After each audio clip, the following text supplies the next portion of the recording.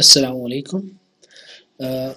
आज हम अपना लेक्चर थ्री शुरू करेंगे पार्टिकल मोशंस, और चैप्टर टू में बेसिकली हम काइनेमेटिक्स ऑफ पार्टिकल्स की बात करेंगे। इस चीज़ के आगाज़ में कि मैं आपसे फर्दर आपको लेके जाऊँ डायनामिक्स में, हम पहले डायनामिक्स की फंडामेंटल इक्वेशंस को स्टडी करने की कोशिश करेंगे। और जो फंडामेंटल इक्वेशंस हैं वो कुछ सेट ऑफ प्रिंसिपल्स पे बनती हैं और उनमें से जो सबसे बेसिक प्रिंसिपल है, आप अपने बॉडी को एक पार्टिकल से स्टडी करेंगे, जो कि बहुत इंपॉर्टेंट है। हम डायरेक्ट बॉडी की डायनामिक्स और उसकी काइनेमैटिक्स को स्टडी नहीं करेंगे, उससे पेचीदियाँ पैदा होती हैं। तो सबसे पहला प्रिंसिपल ये है कि आप बजाय पेचीदा प्रॉब्लम को सॉल्व करने के, आप पहले आसान प्रॉब्लम, एक बुनियादी प्रॉब्लम को देखेंगे। इस चीज़ को सामने रखते हुए साइंटिफिक अप्रोच, हम ये कहते हैं कि हम सबसे पहले पार्टिकल इंट्रोड्यूस करवाएंगे। और पार्टिकल क्या चीज़ है?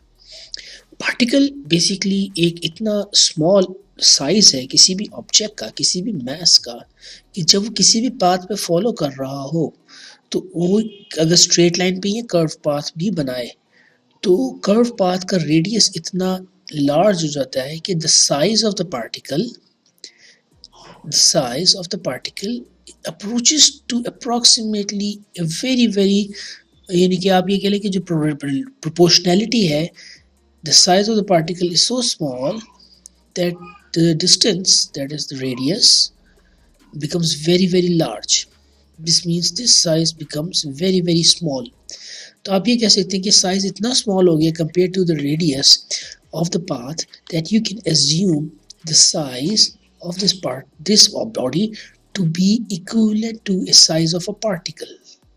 The best example is your presence on the radius of the earth. अगर आप अर्थ के ऊपर खड़े हैं तो अर्थ का रेडियस इतना बड़ा है कि आपका जो पूरी जो बॉडी की डायमेंशंस है वो निग्लिजिबल है, and you can be assumed as a particle compare to the radius of the earth. Similarly, अगर आप आज इस्लामाबाद से कराची की तरफ ट्रैवल करते हैं, ठीक है, अब आप ये नोट करेंगे कि जो आपकी जर्नी है वो इतनी बड़ी है based on the small distance कि आप इस्लामाबाद से कराची की तरफ जा रहे हैं ऑन द ग्लोब, ठीक है।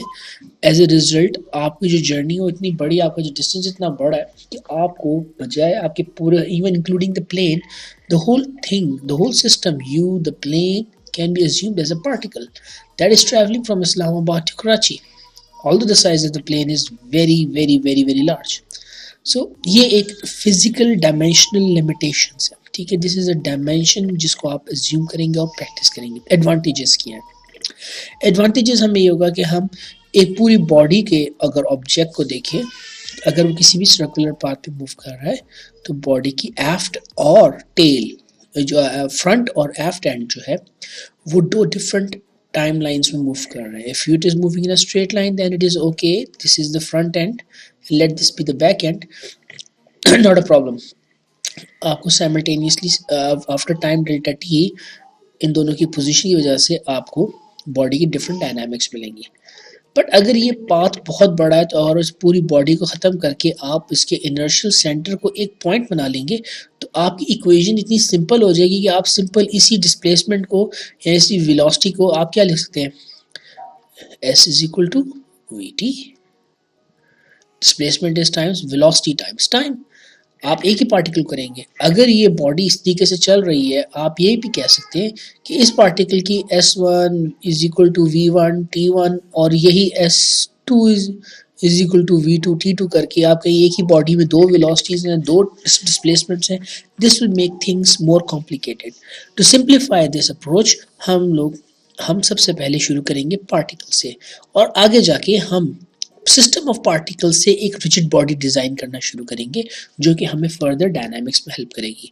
तो हमारा जो चैप्टर 2 होगा उसका आगाज़ सिंपल पार्टिकल्स के साथ हम स्टडी करेंगे। हम किस तरीके से अप्रोच करेंगे? नंबर 1, हम पहले कोऑर्डिनेट सिस्टम देखेंगे, क्योंकि आपको यह पता होना चाहिए, जिस तरह मैंने चैप्टर 1 में डिस्कस किया था, कोई भी पार्टिकल अगर स्पेस में एग्जिस्ट करता है तो उसको एक कोऑर्डिनेट सिस्टम के थ्रू आप आइडेंटिफाई करेंगे कि वो कहाँ एग्जिस्ट करता है. It's just like sitting in your class. अगर आप एक क्लास में बैठे हैं, ठीक है, और आप क्लास में एंटर होते हैं, अपनी क्लास में आप एक रेफरेंस पॉइंट से एंटर होते हैं. That reference point for your class would be the door. और कोई भी आने वाला होगा वो आपसे कहेगा कि आप डोर से पहले कॉलम के अंदर, दूसरी कॉलम के अंदर, तीसरी कॉलम में, मे बी फोर्थ कॉलम में, फिफ्थ कॉलम में और या सिक्स्थ कॉलम के अंदर, ठीक है, row number 1, row number 2, row number 3, row number 4 या रो नंबर 5 में आप किसी भी ग्रिड पैटर्न के अंदर बैठे. You could be sitting may be right here. First column, first row. Second column, first row. Third column, first row. Fourth column, first row. Fifth column, first row. Maybe sixth column, first row. तो आप किसी भी grid pattern में बैठे. This type of pattern technique is called rectangular coordinate system. अब यही coordinate system को अगर देखा जाए, हम start moving from origin 0 towards the right hand side. This is called positive x axis, and moving from origin to up is called positive y axis. This is a planar coordinate system.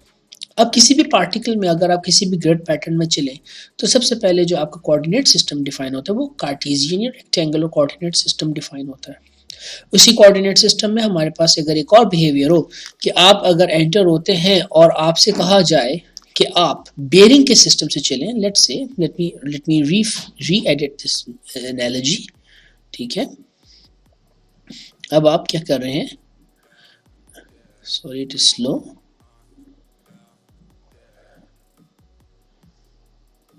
It's इस system पे load आता है इस वजह से. Now what happens is, अगर आप same analogy के साथ चलें और अपनी क्लासरूम में अब आप एंटर हो, एंड रादर देन से कि मैं एंटर होते ही एक स्पेसिफिक रो की तरफ जाते हैं, यानी you enter this place and then you say कि मैं अब इसके मुताबिक किस पोजीशन के अंदर जितने भी सीट्स होंगी उनके ऊपर मैं बैठ सकता हूँ. एंड यू प्रोवाइड कि मैं इस एंगल पे, इस रेडियन पे जाके मैं बैठ जाता हूँ. This is also one way to define your position और your position of the seat. You define a radius R और distance R from the door कि मैं इतने डिस्टेंस पर चल के इतने यूनिट्स ऑफ मीटर्स या इतने यूनिट्स ऑफ रोज के मुताबिक जाके मैं इस के मुताबिक मैं टर्न लूंगा थीटा डिग्रीज पर, तो मैं इस बेरिंग पे जाके बैठ जाऊंगा. That is called what type of motion? This is called a polar system, polar coordinate system. अब ये अगर आप देखें XY plane और polar coordinate system, they are both planar systems. अब planar system में एक और चीज आती है. This is called a normal tangential system. Normal tangential coordinate system is bit important to understand and they are very very interesting. Thus far, अगर आप Cartesian system को देखें और पोलर कोऑर्डिनेट सिस्टम को देखें, आपने हर बारी एक रेफरेंस पॉइंट जनरेट किया. What did you generated for Cartesian and polar? You generated A origin जहां से आप अपने सिस्टम को डिफाइन करना शुरू करते हैं. बट व्हाट इफ अगर आप एक जर्नी ट्रेवल कर रहे हैं एक सड़क के ऊपर, इस्लामाबाद की सड़क हो गई है, वहां से जो अपर Punjab is going up and down, up the hill, down the hill, and for everything you're sitting in a car and you have a certain velocity and you're moving up and down. अब आपके साथ problem आ जाता है. अब आप अपनी velocity और अपनी पोजीशन कैसे डिफाइन करेंगे?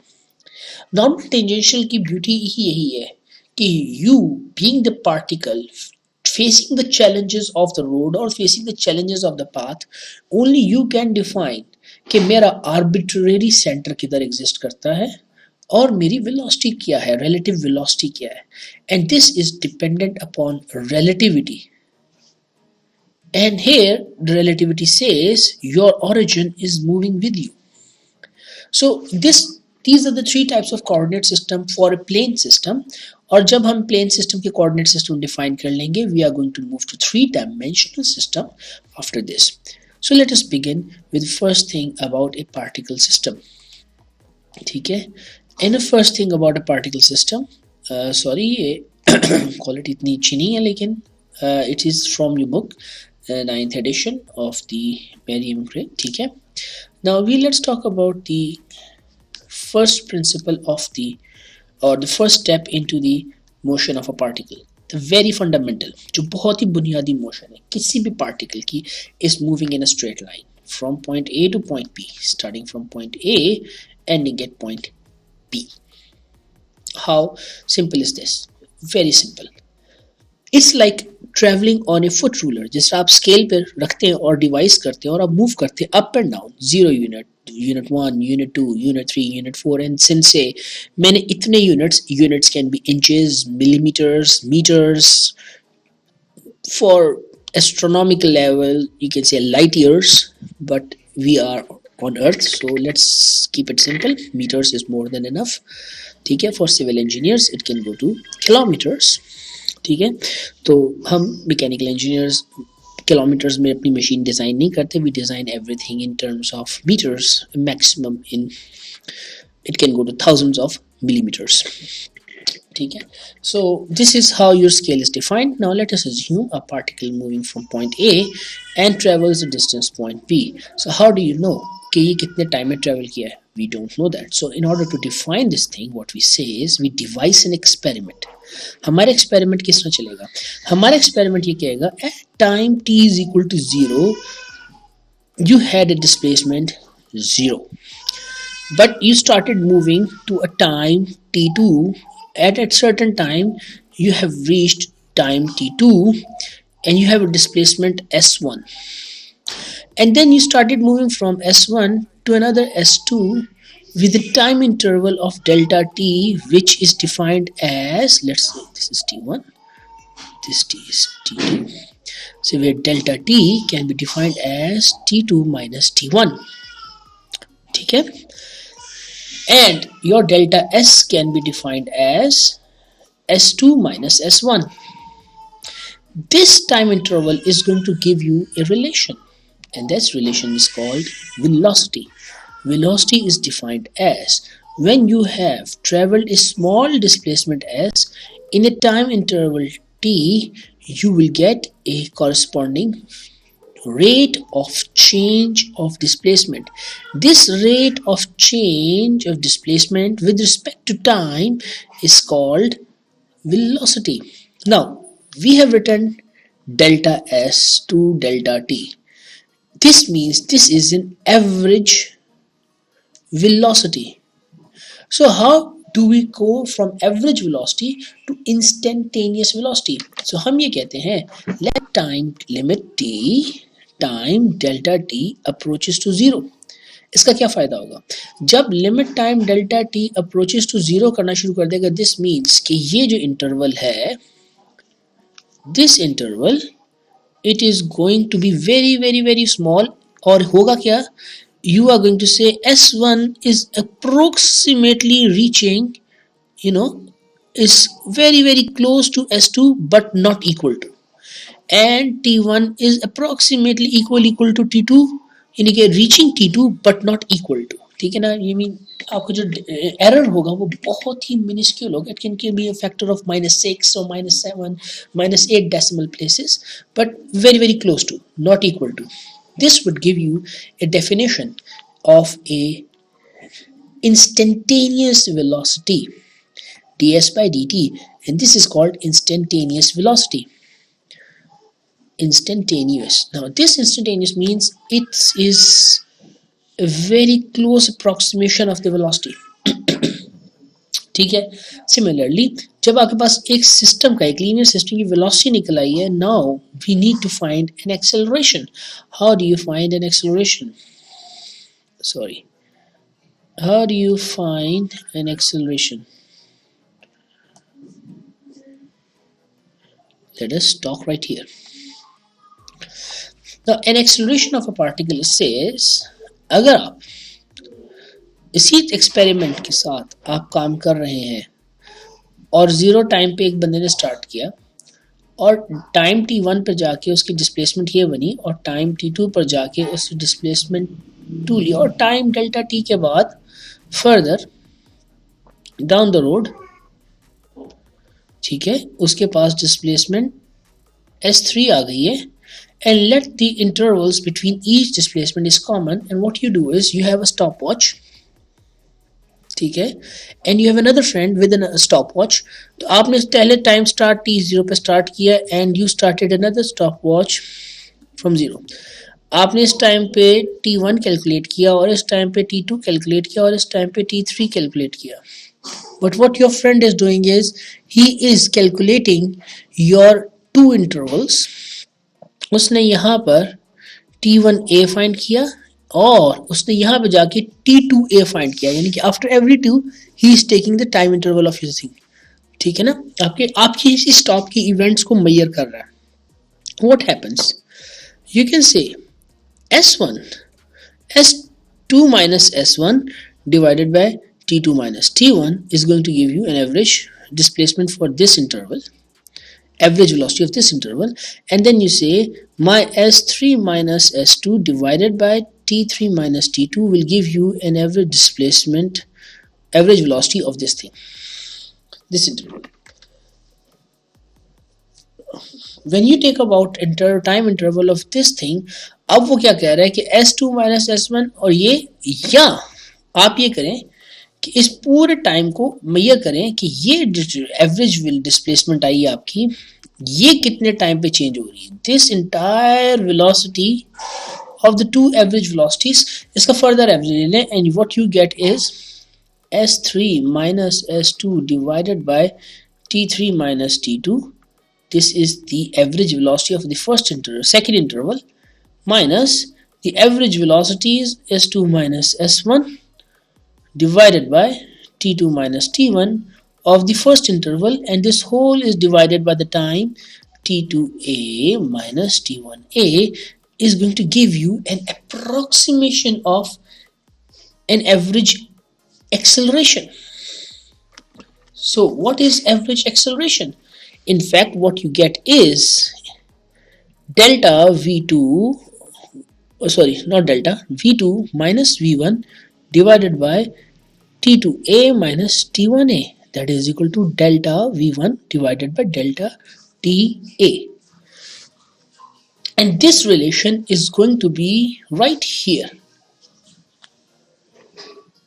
And as you can see कि आपके पास इधर डेल्टा है. अब हम अगर टाइम लिमिट अगेन इस पैरामीटर को दोबारा दिखाएं और हम एवरेज एक्सेलरेशन से, what you get is average acceleration से जब आप उसको लिमिट पैरामीटर लगाएंगे, what you get is a instantaneous acceleration, and this is what is important.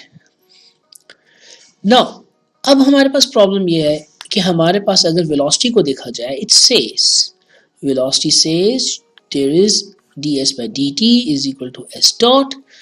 You need time. For acceleration says dv by dt is equal to v dot. It requires time. How about अगर हम ये कहें कि हमारा system of acceleration ऐसा बने जो time independent हो जाए, इसमें टाइम इंक्लूड हो, तो can we do it? Yes, हम ऐसी इक्वेशन ड्राइव कर सकते हैं जिसमें टाइम इन्वॉल्व ना हो. Simply what we do is we say v is equal to dv by dt can be replaced if we say dv by dt is brought right here, and what you get is a is equal to v, right, dv by dt आप उधर ले जाएं, dt, right,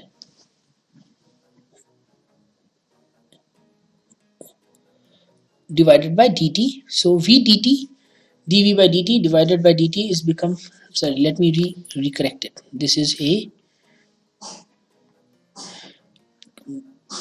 mess. मैं आपको सही तरीके से लिख के देता हूँ. Okay. हमें इक्वेशन ड्राइव करनी है जिसमें टाइम वेरिएबल इन्वॉल्व ना हो, बिकॉज टाइम हर जगह कुछ इवेंट्स होते हैं, इवेंट्स अगर आपके पास ऐसा प्रेडिक्शन मॉडल है जिसमें टाइम मॉडल मौजूद नहीं है, तो आप ऐसी इक्वेशंस, इन दो इक्वेशंस को आप ड्राइव इस्तेमाल नहीं कर सकते जिसमें टाइम डिपेंडेंसी हो, ठीक है। आप इन दो इक्वेशंस को इस्तेमाल नहीं कर पाएंगे। हमें एक ऐसी इक्वेशन चाहिए जिसमें टाइम डिपेंडेंसी ख़त्म हो जाए, ठीक है। तो हम कैसे वो इक्वेशन ड्राइव करेंगे? This is an important part.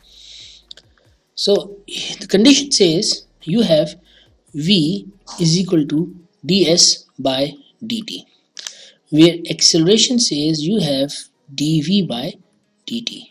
अगर आप dt को इधर ले जाएं तो you have ds by v, a is equal to dt is equal to dv, ठीक है। अब आप क्या करें कि जो dt है इस इक्वेशन को, इसको रिप्लेस करके इसमें प्लेस कर दें। आपके पास क्या इक्वेशन बन जाएगी? a ds is equal to v times dv. Now this equation is the derivation, ठीक है, जिसमें टाइम निकल जाता है। इसका फ़ायदा बहुत है, ठीक है। ये इक्वेशंस आपकी बहुत सारी जगहों पर इस्तेमाल होगी and it has been derived right here. This is another form of equation, this very rarely used but still it is also an information type of equation जो आप बार बार इस्तेमाल कर सकते हैं। इस इक्वेशन का फ़ायदा क्या है?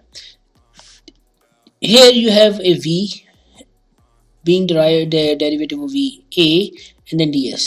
What if a is a function of displacement? तो आप इस फॉर्म में भी लिख सकते हैं, and v is a function of displacement, आप इसको इस तरीके से भी लिख सकते हैं।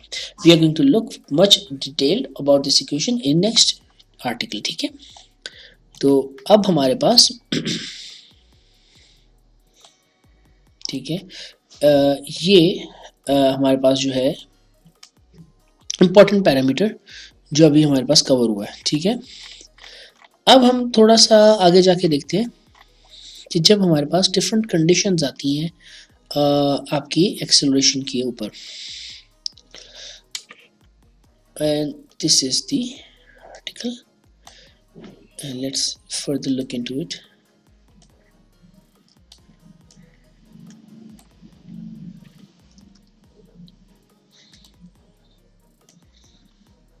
Now अब हमने जो इक्वेशन ड्राइव की थी and the equation was a ds is equal to v dv.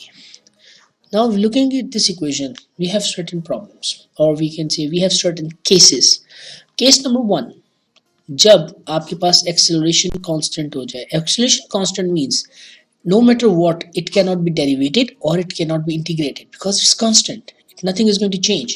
So whenever you're going to integrate from an interval initial to the interval final for displacement, या आपके इंटरवल फंक्शन v का initial से final में, तो आपके पास a हमेशा integral से बाहर होगा, इसकी वजह से वो चेंज नहीं हो रहा।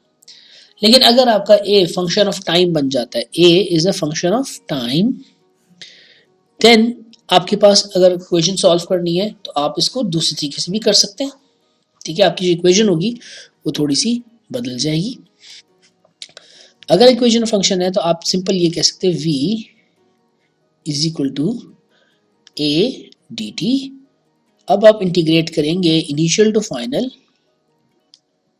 तो आपके पास time initial to time final आ जाएगा। तो a is function of time, this means f of t dt जो एक्सेलरेशन की जगह होगी वो इंटीग्रल के अंदर आ जाएगी, ठीक है, राइट हियर, जिसको आप देख सकते हैं।